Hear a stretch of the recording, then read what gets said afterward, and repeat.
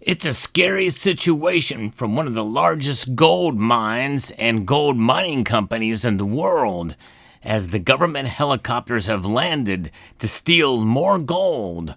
I'll discuss what's happening in this video as we explore.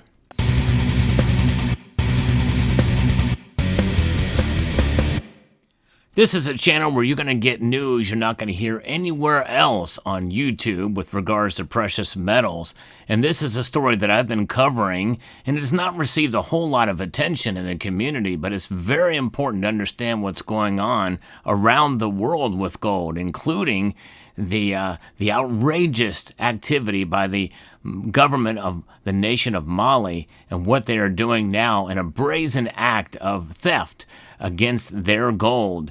This video will be a part of a playlist called Precious Metal Crimes. This time, the criminal is the government.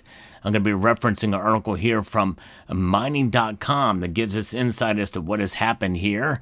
But before we get there, I want to remind you that you can get gold legally and ethically from summitmetals.com. They have these cool little wallets, and I've been filling up this little wallet here with 1 gram bars. Yes, you can buy gold at a reasonable price, even this small size, from Summit Metals, who have really been focusing on their customer service and fast shipping. Check them out at summitmetals.com.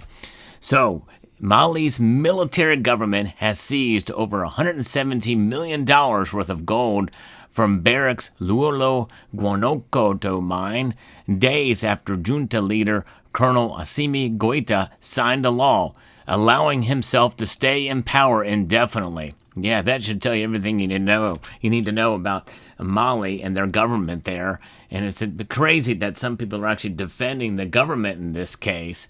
But nonetheless, that's what's happening. A lot of these African countries, if you see their leaders in military uniform, you can pretty much bet your bottom and your top dollar, that's right, that they're a corrupt dictatorship. And that's exactly what we're seeing happen in the nation of Mali right now.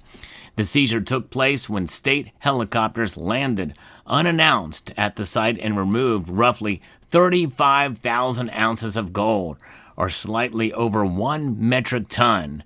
Crazy. And that's just a wild to think about, that they took yet another ton. That's after the 3 prior tons that they stole as well. Videos that I've done and talked about even recently, how they're selling gold. And just goes to show you, when a government's in trouble, they steal from private entities to take in order to fund their corruption. And that's exactly what we're seeing here. Make no mistake about it. Barrick said on Friday that the metal was likely taken for sale by the provisional administrator appointed to oversee the mine. Details remain unclear, and the situation is still unfolding, it said in a specially created section of the company's website. This is the latest escalation in a bitter dispute between the Canadian mining giant and Mali's ruling junta, which has controlled the country since a 2021 coup. And this is the Goita's second in under a year. So there's a mystery there. And again, we know some of these large companies, they're not completely without fault to some degree with some provisions, but when under a contract, in this case, it is clear who is mostly at fault and who is in the wrong here. The seizure follows a June court ruling that placed the Luolo Guanajuato, one of the world's largest gold operations, under the control of a government-appointed official for 6 months. Barrick says it has yet to be formally told who the administrator is, but it has been informed that Sambi Toure, a former employee involved in Mali's controversial mining audit, is advising the government. Mining at the site has been suspended since January, when authorities initially seized 3 tons of gold and blocked export authorizations. In response, Barrick initiated international arbitration through the International Center of Settlement of Investment Disputes, which is now underway. I want to reaffirm Barrick's commitment to Mali, even as we navigate the extraordinary and unprecedented challenges, Chief Executive Mark Bristow said on Friday of last week, just as I record this video, while we continue to engage constructively with the government of Mali.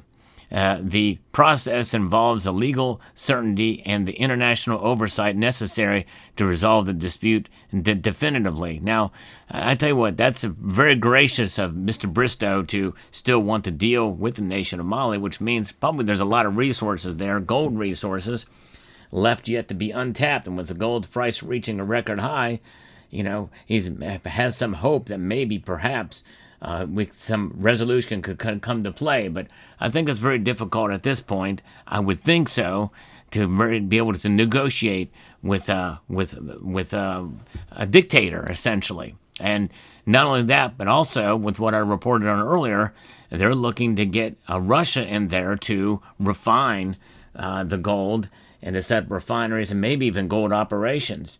So likely they want to be. The Malian government would like to push the Canadians out and get the Russians in there, maybe even to help with gold mining. And so Barrick does not want to give up that territory, and that's understandable, but nonetheless, they may be forced out. Despite the deepening conflict, Bristow reiterated the company's commitment to Mali. We're navigating extraordinary and unprecedented challenges, he said, but our position is legally sound, and we remain confident in our ultimate success. We continue to work towards a resolution that serves its stakeholders. However, if you don't have the backing of the government and if they're changing the rules and laws on you, we're going to get into that in a moment, then how much can you really stay there? It's not like unless you're going to get some international organization or law enforcement group, UN troops perhaps, maybe to come in and protect them. I don't know how that's going to be feasible. The gold seeds coincided with the junta's latest political move, a law granting Goita an indefinite mandate until the country is pacified. Wow. Yes, indeed. That's usually how it happens, isn't it? Mali has been plagued by Islamist insurgencies for over a decade, with violence spilling into neighboring Burkina Faso, who's led by another dictator, and Niger. Military rule has done little to curb these attacks. And here's what's been happening. Mining.com has put out a nice little timeline here about Barrick's dispute with Mali's junta, or it might be pronounced junta. A military junta led by General de Armée Assimi Goïta seized power in Mali in 2021.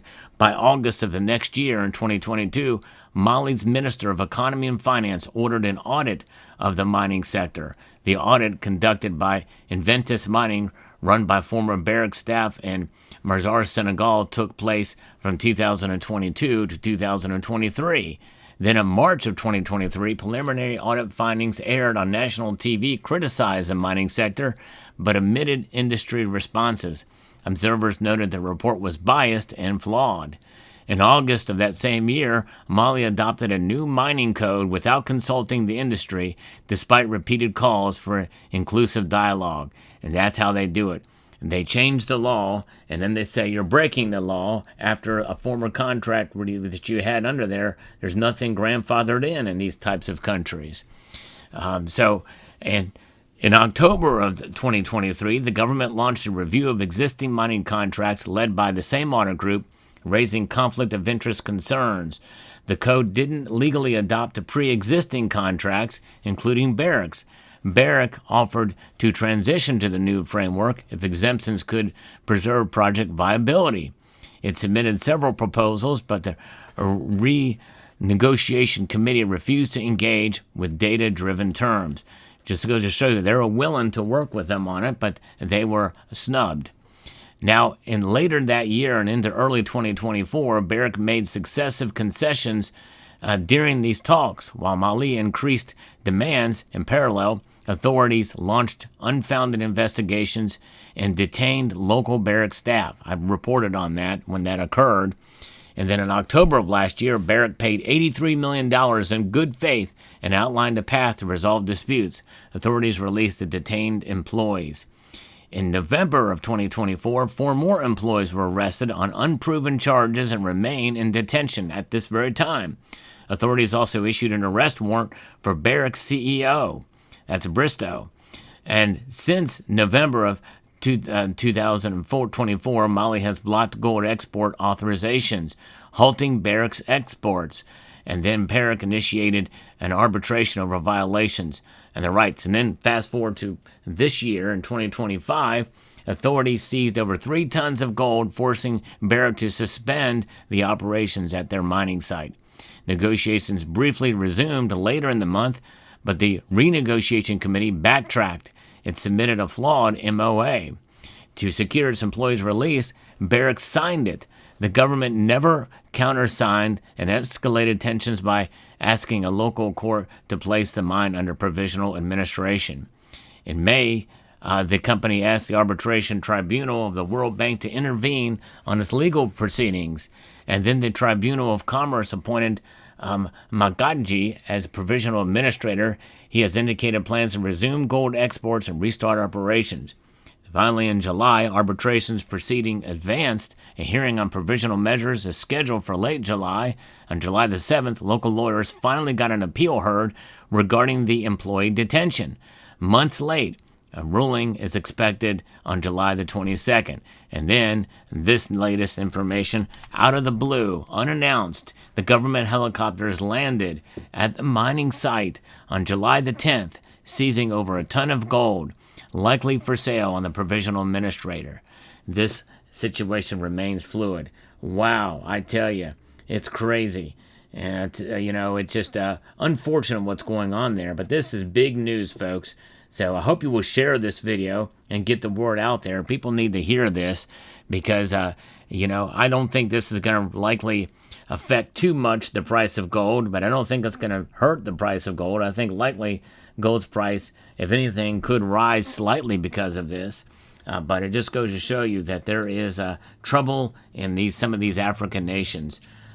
So let me know what your thoughts are down in the comment section below. Hope you found this video informative, insightful, and educational. And I want to encourage you to please rate, share, comment, and subscribe.